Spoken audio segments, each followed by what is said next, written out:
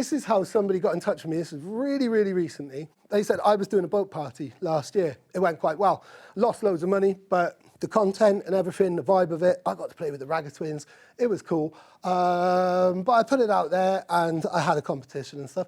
This person, instead of entering the competition, hello, I'm a producer looking to perform at your boat party. Do you still have any sets available? Quite a nice way of getting in touch. Could have done with a question mark there, but I'm not going to correct people on their punctuation or anything. So I put, no, sorry, but send over your SoundCloud because I'm interested. And I'll say this to all of you now. Please follow me on Instagram. Please send me your tunes. I'm always interested in new talent. I will try and get back to as many of you as possible. I always want to hear what people have got cooking up. I only send if there is potential booking. I literally asked for a SoundCloud. But thanks anyway, so they were polite. Now, this conversation went on because I got back. I said, like, wow, like, I'm asking for your SoundCloud. I would advise you just to, just a little bit of professional feedback. Send your SoundCloud if somebody asks for it. Like, I'm a music journalist. I've got a website. I've got a label. I do events. If I've asked for your SoundCloud, fucking send it over. Like, you don't get that opportunity. The conversation went on and on and on. I was saying that I was patronizing this person. They went to town on me, playing the victim really, really badly. I said, look, in all due respect, this conversation is over. But if ever you get in touch with somebody and they've asked for your SoundCloud, any links or anything like that, even if you feel it's really clear, it's like, oh, God, just click on my profile and you can see it. Someone's asked for it. Don't come back saying if there's only a potential booking. I'm not even a real promoter. I just do the odd party every now and again. So please, when you're getting in touch with the press, don't talk like that. And always do your research. Read the press. Because when I got back to that person and I said, look, I might be interested in playing you on the radio, they got back saying, oh, I didn't know you did the radio. That's because they didn't do their research. It'd be really, really easy if you're into drum and bass, if you found my website, 2 clicks will tell you that it comes from someone who used to run UKF's website, who works with Noisia.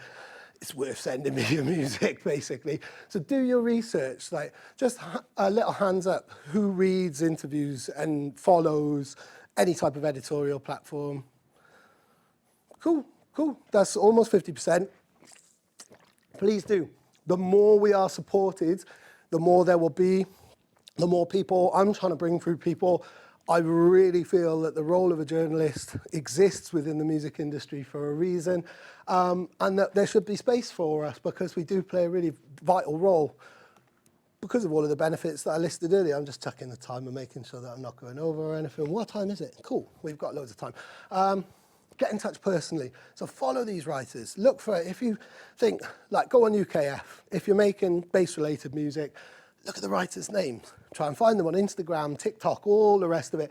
Follow them, see what they're into, see if they're funny. So, like, engage with them because they're people like, they're creatives just like you guys are artists. But don't spam. I'm sure all of you would have heard this in other lectures. When you're sending demos out to labels, you don't CC every single label or anything. Even if you are sending it to each label, you don't copy them all in. Don't spam. Like, we'll get so many times where somebody's like, please can I have a feature in your such and such section? And you can see they've sent it to me, DJ Mag, Mix Mag, UKF. None of us feel special. That's instantly just going to get palmed off. Don't just focus on the big platforms. So I've done stuff for Mix Mag and R8 a little bit, but I've never really felt like I've been part of the big platforms.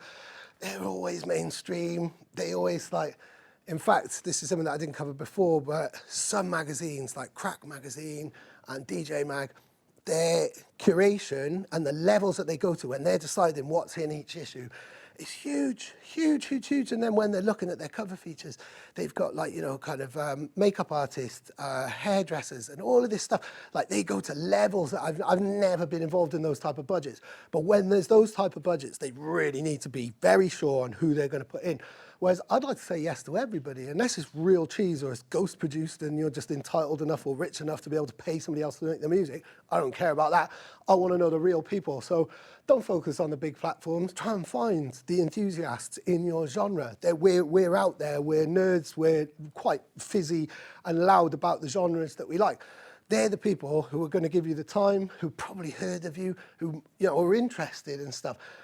invite journalists or magazines or anything like that to your things. If you're doing an event, if you're doing, let's say you're doing a charity thing, say you're doing a sponsored thing, let's say you're doing a pop-up in a kebab shop or anything like that, invite them to things. Or maybe you just you really like a writer, and I have had this, it does really kind of massage a writer's ego where it's like, yo, really like your coverage, I like how you supported this person and that person.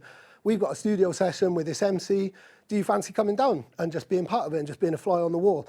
Like that, for a journalist, if they've got the time and they can really sense, and you've ticked a few of the other boxes in terms of the story and stuff like that, that is way more likely to get you an article in a magazine or on a website than just hitting up and just saying, I'm releasing my album.